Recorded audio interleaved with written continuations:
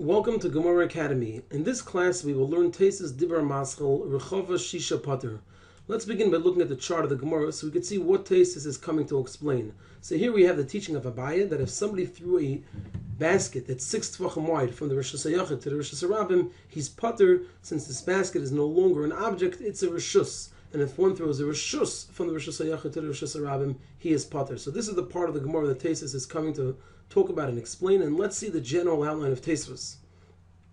In the Gemara we learned that if one threw a basket that's 10 tefachim high and 6 tefachim wide into the Rosh Hashanah, he is Pater. And Rashi says that 6 tefachim is only a chumrah because really it's already a Rosh Hashanah when it's 5.6 tefachim wide. And this that Abaye refers to a basket that's 6 tefachim wide, it's only a chumrah that he's saying that although by 5.6 it's already a rishus, we're not going to consider it a rishus to be pater until it's 6 tefachim wide. And this is the point that Tosfos talks about. Tosfos will discuss if these measurements include the walls of the basket, and therefore if they are exact. So we'll see it in Tosfos itself. The question at hand is it necessary to have the dimensions of the Rosh Hashanah without the walls or with the walls? And as a result, we'll see this will attach to whether the 6 tvachim is an exact amount or is it not exact and it's just a chumrah. So let's see Tosfos now in the flowchart form. We said if the basket is 6 tvachim across and 10 tvachim high, it's a Rosh Hashanah. So Tosfos begins by presenting the opinion of Rabbeinu Chananel, and he says Rabbeinu Chananel explains, and it's an arrow pointing upwards, because it's explaining what we learned, that 6 is exact, unlike Rashi, that 6 is exact, that only by 6 does it become a Rosh Hashanah, because the walls of the basket have 2/5, and we require 4 tefachim of ear in the basket. Rabbeinu Chananel holds that in order to qualify as a Rosh Hashanah, the dimensions need to be in the ear of the basket. So it comes out that if the ear of the basket is 5.6 tefachim across the diameter, it will be that for the basket's size as well, it'll be another fifth for each side, or 0.2, and therefore it comes out that it's 6 tefachim. So therefore it's 6 tefachim only when it comes to Rosh Hashanah. If it was less than 6 tefachim, then being that each wall of the basket takes up a fifth, so it comes out that the middle will be less than the required size that's needed for a Rosh Hashanah. So we'll just bring a visual of that once again, like we did in Rashi and the Gemara.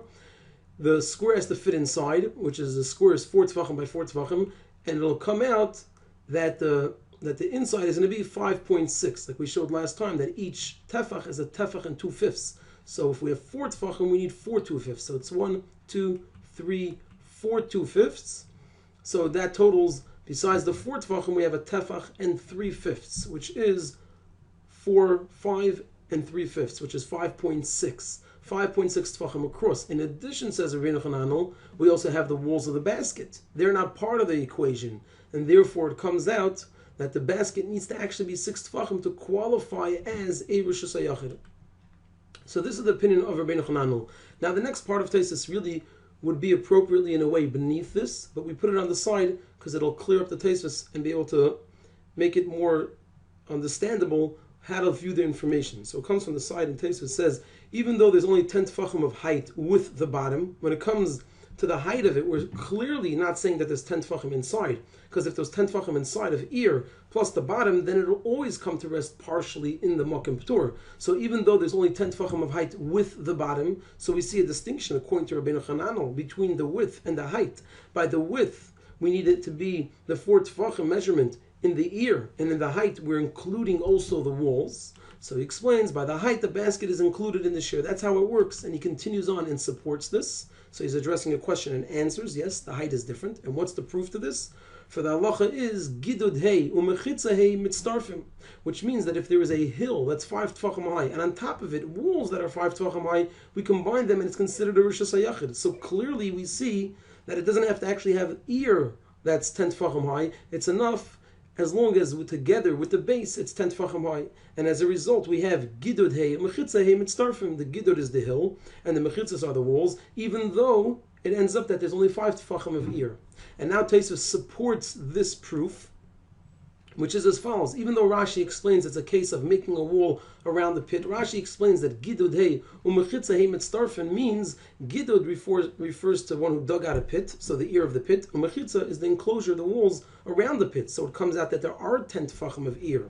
Says Tosfos, his explanation doesn't seem correct. So he's referring to the interpretation of the teaching of Gidud Hey and Mechitza Hey is disagreeing with Rashi, and he proves and supports his understanding. So we have a proof to this as well. Number one, there's a clear Mishnah that it's a valid Rosh Hashanah when there is the ear of the pit and the walls around it. So how can Rav Chisda argue? Rav Chisda argues on Gidud Hey and Mechitza Hey mitzdarfen. He says Gidud Hey and Mechitza Hey is not mitzdarfen. Now, if the interpretation of Gidud Hey and Mechitza Hey is like Rashi, that it's the ear of the pit and the walls that are on top of it, then it means Rav Chisda is saying that this is not a Rosh Hashanah. But we have a clear Mishnah stating that walls built 5 tvachim on top of a pit that's 5 tvachim is a Rosh Hashanah. Rav Chisda can't argue with the Mishnah. He's an Ameira. So therefore, we're going to rather say that Rav Chisda agrees if there's ear in a pit of 5 tvachim and another 5 tvachim of walls, it's a Rosh Hashanah. Rav Chisda says Gidud Hey and Mechitza Hey Einan Mitzdarfen, it must mean something else.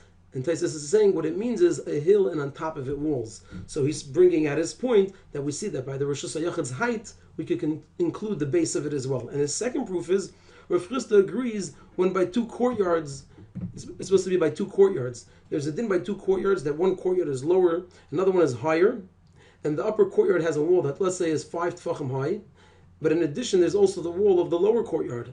So Rav Chisda says the upper courtyard is not a Rosh Hashanah because it only has a wall that's 5 tefachim high. The lower courtyard is a Rosh Hashanah because it has the wall that distances it from the upper courtyard of 5 tefachim plus another wall that surrounds the upper courtyard that's 5 tefachim, giving it a wall that's 10 tefachim. Now that's the equivalent of a pit. 2 separate walls that we're combining. So Rav Chisda agrees over there it's a Rosh Hashanah. So how could he then say Gidud Hey and Mechitza Hey are not mitzdarfen according to Rashi that it's the ear of the pit and the ear of the walls? It's the same exact thing. He would agree, clearly indicating, just bringing out Tosfos' point again, that Gidud Hey and Mechitza Hey refers to the hill and the walls on top. But this is all a side point which Tosfos says that regarding the height of the Rosh Hashanah, we include the base, we include the bottom, we include not just the ear but also the substance of the Rosh Hashanah. And he proves this from Gidud Hey and Mechitza Hey, and then he supports his interpretation of what Gidud Hey and Mechitza Hey is by bringing 2 proofs of what it means. And now we continue on back to the actual teaching of Rabbeinu Hananel. So this is just a side point that we had over here, that regarding the height it is different. So back to where Rabbeinu Hananel says that by the width we only refer to the we need it in the ear, and therefore the walls are going to be an additional 1/5 for each. So if it's 5 3/5 plus 2/5, it'll need to be 6 tefachim to be a Rosh Hashanah. So 6 is exact. Tosfos presents a difficulty on this explanation, and he says this explanation doesn't seem correct since we combine the size of the pit with the pit for the 4 tefachim. It says if the person dug a pit and the width of the pit is not going to have the 4x4, but with the size of the pit, with the rim of the pit, it is 4 tefachim wide, then it's considered a Rosh Hashanah. So we do combine the sides, unlike what Rabbeinu Hananel is saying here. And the explanation for why we could combine the sides is since one can place something on it and use it. You would think it's not a Rosh Hashanah since it doesn't have 4x4. We need the space to be able to use to qualify as a Rosh Hashanah. The explanation is, let's use the example of the basket. Although inside it doesn't have 4x4, but since on top it does, including the walls, so therefore a person can place something on it and he has 4x4 and it's 10 tefachim high, the object. So the Tosfos presents a difficulty on the Rabbeinu Hananel from this, that we include the walls of a pit, and he presents as well the explanation for why we include it, because one can place an object on top of it, and now he has something that's 10 tefachim high, and it's 4x4. And Tosfos concludes and says 2 points. Number one, like we say in Perek Chulin, where a person covered an area full of pegs, we say it's still a Rosh Hashanah, although the person can't use it. It's 4x4, but 4x4 of no use, since it's full of pegs. The explanation is he can place something on top of the pegs, and now he has an area he could use.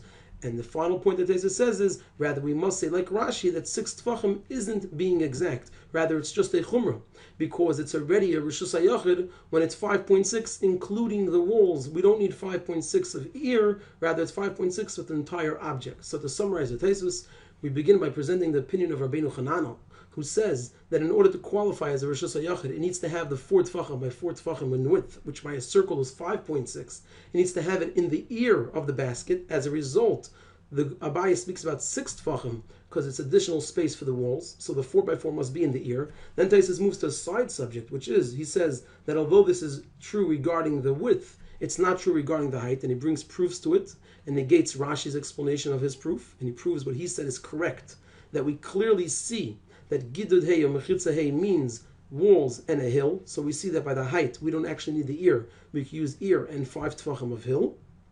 So he brings out that the height is different, but then he continues on and addresses what Rabbeinu Hananel says, and says it's a difficult explanation because we find elsewhere that we include the sides of the pit in the size, the required shear of 4x4, and he gives the explanation since one can place an object on it and then use it, so he'll have something 10 tefachim high that's 4x4, and as a result, he says that he agrees with Rashi that we include the walls, and therefore it shouldn't need to be 6 tvachim to qualify as a Rosh Hashanah. 5.6 would be enough, and the explanation for why we do say 6 and not 5.6 is simply for Chumrah, that although by 5.6 it's already a Rishus, we're being Machimer, we don't consider it a Rishus, rather we consider that the person threw an object and he'll be Chayiv Midrabanan, and only when it's 6 tvachim will we classify it and categorize it as a Rosh Hashanah to say he threw a Rishus and therefore he's Pater.